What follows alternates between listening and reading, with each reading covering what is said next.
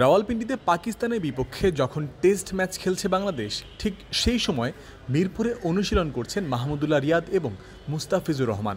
সারা দেশ এই মুহূর্তে বিপর্যস্ত হয়ে রয়েছে ভয়াবহ বন্যা পরিস্থিতির কারণে। ঘটেছে মানবিক বিপর্যয়। বৈরী আবহাওয়ার রেশ রাজধানী ঢাকাকেও গ্রাস করেছে। কদিন ধরেই চলছে টানা বৃষ্টি। বৃহস্পতিবারও এর ব্যতিক্রম হয়নি,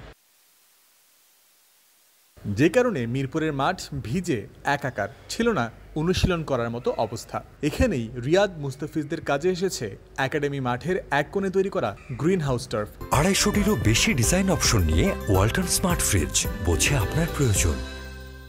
মূলত এই ফ্যাসিলিটি তৈরিই হয়েছে বৃষ্টির সময়ও যেন নির্বিঘ্নে অনুশীলন চালিয়ে নেওয়া যায়। সেই সুবিধাই এদিন ভোগ করতে পেরেছেন মাহমুদুল্লাহ, মুস্তাফিজ সহ অন্য ক্রিকেটাররা। মিরপুরের ইনডোর গ্রাউন্ড একাডেমি গ্রাউন্ডকে নতুন রূপ দেওয়ার জন্য কিছু সংস্কারের পরিকল্পনা গ্রহণ করেছিল নাজমুল হাসান পাপনে ক্রিকেট বোর্ড।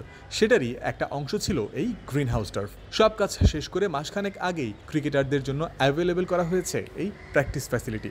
বৃষ্টি স্নাত এই দিনে হালকা মেজাজের অনুশীলন করেই সময় পার করেছেন দুজনে। মুস্তাফিজুর রহমান এই মুহূর্তে দেশে অনুশীলন চালালেও পাকিস্তানের বিপক্ষে চলমান টেস্ট সিরিজে তার থাকার সম্ভাবনা তৈরি হয়েছিল। সাবেক cricket operations chairman Jalal Yunus জানিয়েছিলেন মুস্তাফিজকে টেস্ট খেলতে দেখতে চান তারা, তবে শেষ পর্যন্ত পাকিস্তানের বিপক্ষে ফেরা হয়নি এই বাঁহাতি পেসারের। অনুশীলন চলছে যেহেতু মাহমুদুল্লাহ অনেক আগেই টেস্ট থেকে অবসর নিয়েছেন আর মুস্তাফিজ টেস্ট থেকে নিজেকে দূরেই রাখেন, তাই পাকিস্তান টেস্ট সিরিজের পরে ভারতের বিপক্ষে 2 টেস্টের সিরিজেও তাদেরকে দেখা যাবে না, এটাই প্রত্যাশিত বিষয়। কিন্তু তারপরেই 3 ম্যাচের টি20 সিরিজ খেলবে ভারত বাংলাদেশ। মুস্তাফিজদের সব পরিকল্পনা আপাতত এই হাই ভোল্টেজ সিরিজকে ঘিরেই।